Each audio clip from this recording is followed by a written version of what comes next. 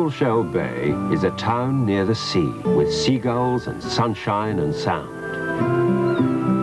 There are shops that sell ices and bright-coloured kites that will fly from a string in your hand.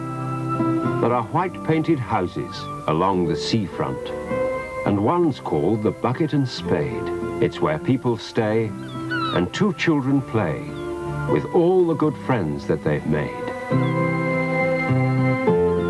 So meet Robin and Rosie of Cockleshell Bay. The Cockles, Robin and Rosie and their mother and father Helen and Christopher, were finishing the cup of coffee that they always had after lunch. And Gran Rowty was finishing the cup of tea that she always had. "Ah," she said, "that's better. Well, now I'd better get on with the kitchen." "Oh, Gran," said Mrs. Cockle, I wonder if you'd do the bedrooms this afternoon." "But it's my kitchen day, Mrs. C," said Gran Rowty. "Bedrooms is tomorrow." "Yes, I know," said Helen Cockle, "but I want to... there's something I want to do in the kitchen myself." "Oh." Gran Rowty looked puzzled. "All right, I'll do the bedrooms then, and I'd better get started."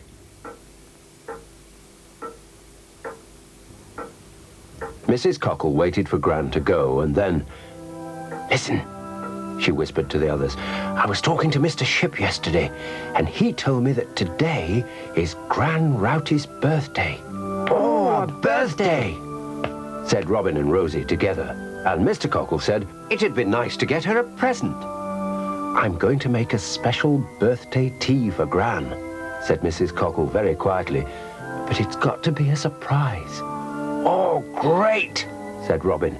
"Ooh," said Rosie, "I like secrets."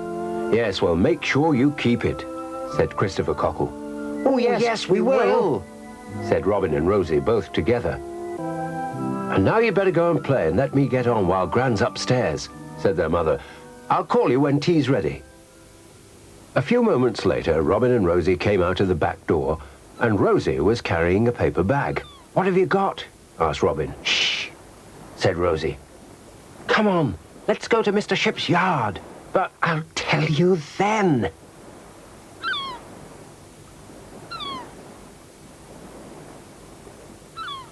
"Now," said Robin, "what have you got?" "I've got some currants and raisins," said Rosie, "and a slice of bread and jam and a carrot." "Oh, great," said Robin. "We can feed Fury." "It's not for Fury," Rosie said. "Anyway, donkeys don't eat jam." "Well," said Robin, "they don't eat currants either." "Oh, stop being silly," said Rosie. "This is important. It's to make a cake." "A cake?" Robin was very puzzled. "A cake for Gran Rowty," said Rosie. "A birthday cake." "Wow!" Robin was very excited. "Great! Oh, we haven't got an oven. And cakes need flour, don't they?" "Oh." Rosie suddenly felt very silly. "I'd forgotten. Oh, bother." "Wait a bit. I've got an idea. Mr. Ship! Mr. Ship!" And Rosie called too. "Mr. Ship! Mr. Ship!" "Hello, my dears. Now then, what's all the excitement?" "Oh, Mr. Ship, it's Gran Rowty's birthday. Her mum's making a special tea, and it's got to be a secret. And we want to make a birthday cake, and we haven't..." "Whoa, whoa, whoa, bless my barnacles. The way you talk is like a storm at sea. Now then, let's start again." "Well," said Rosie, "we've got some of the things to make a cake, but we can't cook it," said Robin. "So I thought we could make it with some of your special powder." "My special powder?" Mr. Ship looked puzzled. "That you keep in your shed," said Rosie. "For mending walls," said Robin. "Oh, plaster!" laughed Mr. Ship. "Stuff that goes solid without cooking." "Yes," said Robin and Rosie both together. Well, said Mr. Ship, still laughing, I suppose you could have enough for a cake. Here, hang on, I'll put you some in a tin.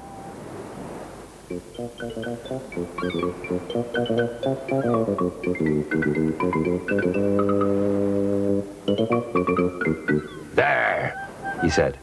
Now, if you mix the water with the powder and you put the other bits in, you'll have a cake in no time. Oh, thank you, Mr. Ship, said Robin and Rosie, both together. But I'll have to leave you to get on with it, said Mr. Ship, because I'm going to buy a... Well, I'm going to do a bit of shopping. All right, Mr. Ship, said Rosie, and... Bye, Mr. Ship, they said, and then they started to make their cake.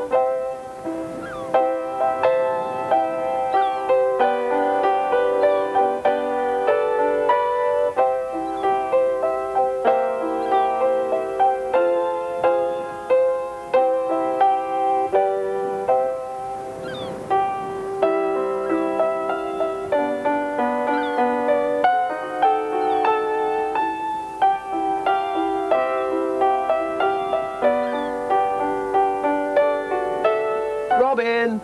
Rosie! Yes, Mum? Time to come and get washed. Tea's ready. Coming, called Rosie, and she said to Robin, come on, it's Gran's birthday tea, and bring the cake. Yeah, of course I'll bring the cake, said Robin. Hey, wait for me! When Robin and Rosie came in, the table was already set. Gosh, said Robin, sausage rolls, And sandwiches, and jelly, and trifle, and party hats. They squeaked together. Hey, shh, quiet you two, Gran will hear, said Mr. Cockle. She's just coming downstairs. Now quickly, sit over there and get your hats.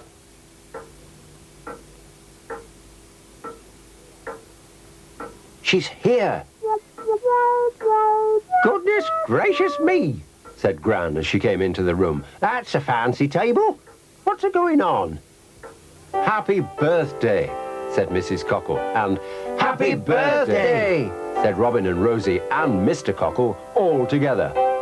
Well, I never, said Gran Rowty. Oh, however did you know it was my birthday? 'Cause I told him, said a voice, and it was Mr. Ship poking his head round the door. Happy birthday, my dear. And hang on, I got a little something for you. He came in and put a square cardboard box on the table. And I've got something too. But we've got something as well, said Robin and Rosie, and 2 more cardboard boxes were put on the table. Well, said Gran Rowty. well, it's just as well I've got something for us all.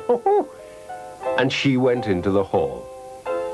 I wonder what it is. Gosh, This is exciting. there, said Gran as she came back into the room. And she put another cardboard box on the table. I've made you all a birthday cake. Oh, goodness me, said Mrs. Cockle. And I've made a birthday cake. Bless my barnacles, said Mr. Ship. And I've bought a birthday cake. Oh, wow, said Gran Rowty. And we've made a birthday cake. And then everyone laughed and laughed.